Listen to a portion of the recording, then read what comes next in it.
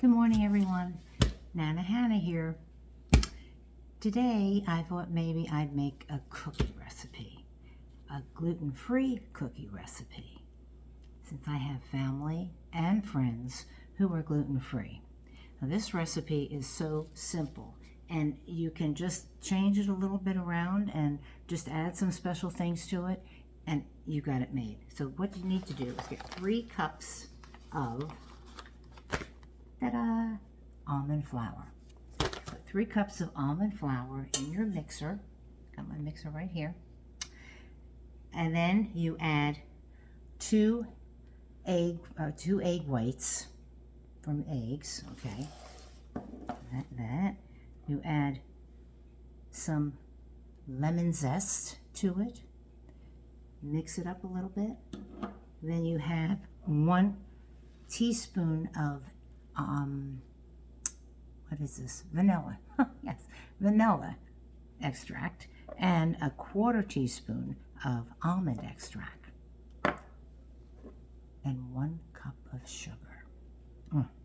So you mix it all together, and your mix comes out something like this. Let me show you. I'll turn it on again. Just mix it up a little bit more. It's like a granulated mix, so it's not, it's almost like a cookie mixture when it comes out. But it's like it's not together. So you get all that off of your beater. And I find that it's easier to use this than my flat beater. And at this point, you're ready to make your cookies.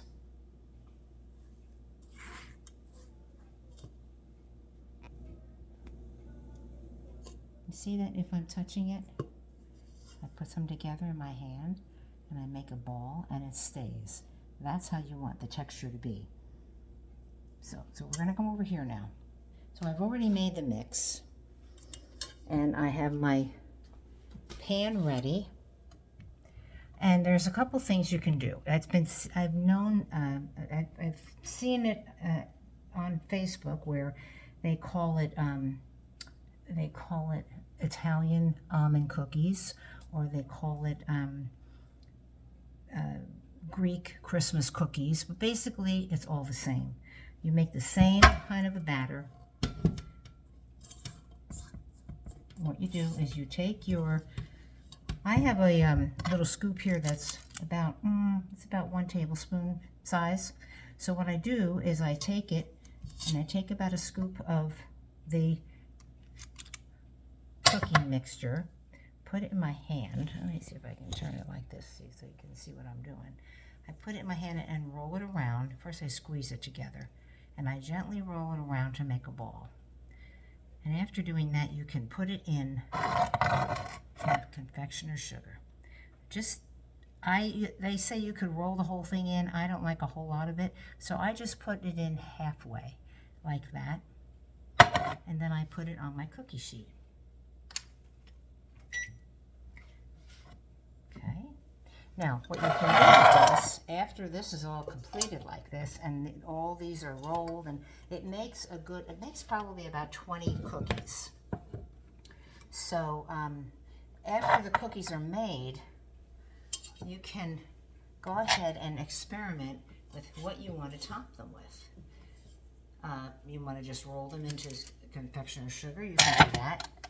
Or you can just, after they are rolled in confectioner's sugar and placed on your cookie sheet, you can take this little tool to scoop out things like for watermelon and stuff like that. Just press down the top of it a little bit so it indents.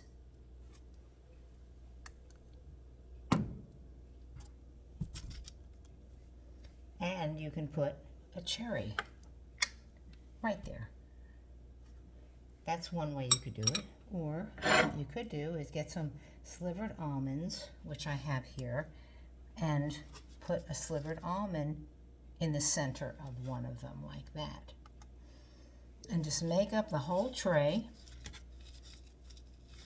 And they are the most delicious cookies. If you like almond, they come out incredible. They're just awesome tasting. But they're just really different. So I'm going to make these up on my sheet here and then put it in the oven at 325. And I think it's for about 16, 17 minutes. And I'll pull it out and I'll let you see what we got. All right, I'll be back. Okay, I'm back. What I did was I put all the cookies on the cookie sheet, as you can see, but I thought I'd be a little creative, and that's sometimes a good idea, sometimes a bad idea. But anyway, okay, so I'm going to press down on the tops of these cookies, and you'll notice that they crack a little bit, which is what they're supposed to do. Okay. Look, that one cracked a lot, but that's okay. Yes, I know. The oven is ready. So on these that I have put down a little indentation on the top of the cookie, I'm going to place my drained red cherries. Now these are gluten-free, like I said, but you know what? They are so delicious that you will not know the difference if you eat them. They are so good. They don't even taste gluten-free. Okay, now the other ones that I have here, I will just put a little sliver of nut in there. Okay, on the top, just like that.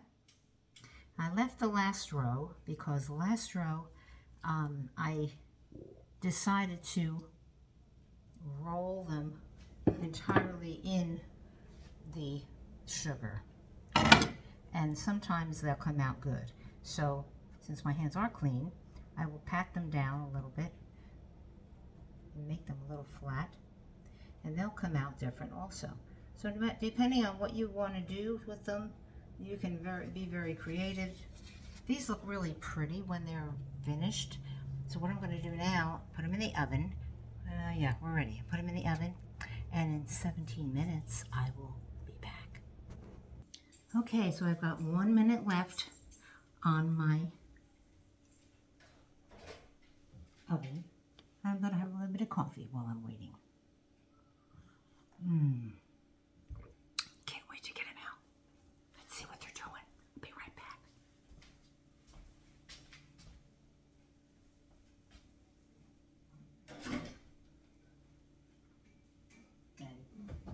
Okay.